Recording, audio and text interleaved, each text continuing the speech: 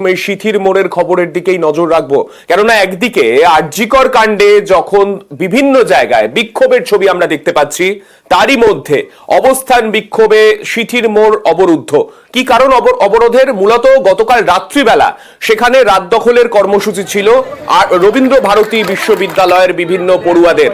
সেই সময় এক সিভিক ভলেন্টিয়ার মদ্যপ অবস্থায় বাইক নিয়ে এসে ব্যারিকেডে ধাক্কা মারে বলে অভিযোগ।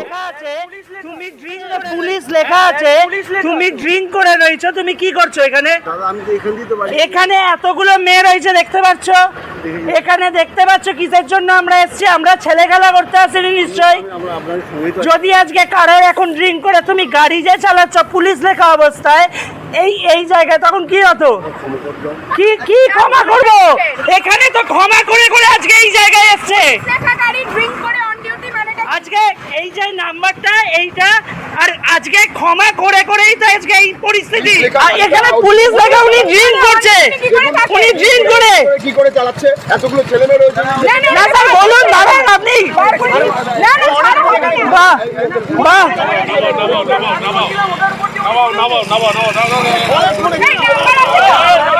বাহ স্যার বাহ, আপনি ছেড়ে দিলেনটা কেন?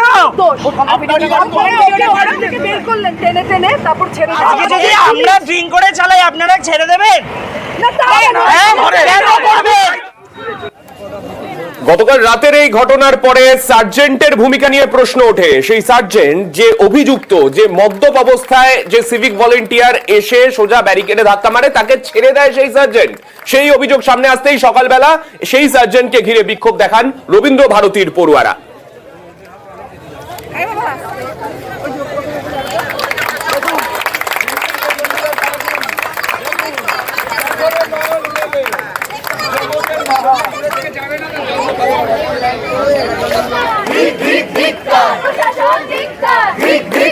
আমাদের সঙ্গে রয়েছেন আমাদের প্রতিনিধি বিশ্বজিতের কাছে যাব। বিশ্বজিৎ, একদিকে আরজিকরের ঘটনা, সেখানে একজন সিভিক ভলেন্টিয়ারকে প্রাথমিকভাবে পুলিশের বিরুদ্ধে অভিযোগ একটা সময় উঠছিল যে পুলিশের তরফ থেকে এই গোটা ঘটনা আড়াল করা হচ্ছে, অভিযোগ উঠেছিল এরকম।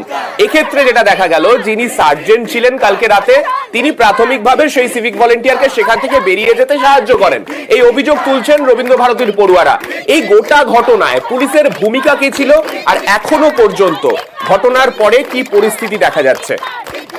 দেখো, যে প্রতিবাদ, যে রাতভর কর্মসূচি, তারপর একেবারে শেষ লগ্নে এসে এই অনভিপ্রেত ঘটনা এবং তার জেরে সেই সিভিক ভলেন্টিয়ারকে ঘিরে বিক্ষোভ প্রথমে, এবং প্রথমে পুলিশের ভূমিকা, অর্থাৎ সেই সার্জেন্টের যে ভূমিকা ছিল সেটা সেই সিভিক ভলেন্টিয়ারকে এক্সপেক্ট করে বের করে নিয়ে আসা, এবং সেই কাজে তিনি কিছুটা সফলও হয়েছিলেন।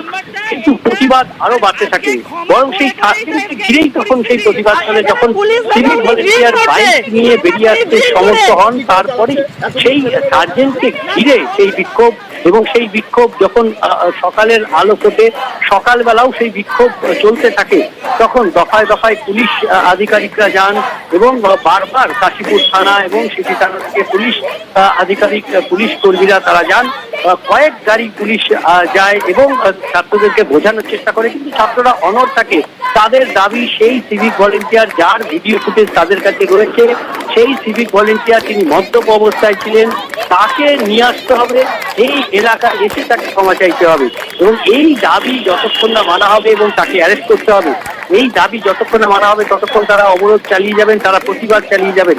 সেই প্রতিবাদে সাধারণভাবে সেই অবরুদ্ধ হয়ে যায় শিথির মোড় এলাকা, এবং প্রায় 8:30 পর্যন্ত এই অবরোধ চলে, এবং তারপর সেই অচলাবস্থা কাটাতে পুলিশ শেষমেশ এফআইআর নিতে রাজি হন। এবং একই সঙ্গে দাবি ছিল যে সেই সার্জেন্ট যে পালিয়ে যেতে সাহায্য করেছে সিভিক ভলেন্টিয়ারকে, সেই সার্জেন্টও মদ্যপ অবস্থায় ছিলেন, এবং সেই কারণে দুজনের বিরুদ্ধেই তারা এফআইআর এর দাবি করেছে। এবং সেই এফআইআর করার, সেই এফআইআর এর কপি পাওয়ার পরই ছাত্ররা নমনীয় হন এবং তারপর অবরোধ তুলে নেন। কিন্তু এই যে প্রতিবাদ, সেই প্রতিবাদ চলবে এমনটাই রবীন্দ্রভারতী বিশ্ববিদ্যালয়ের ছাত্রছাত্রীরা জানিয়েছে। গতকাল রাতের ঘটনার পরে সেই সার্জেন্টকে সেখান থেকে চলে যেতে সাহায্য করা হয় এবং তারপরে আজকে সকালবেলা 9টা সাড়ে 9টার পরে গিয়ে এফআইআর দায়ের হলো।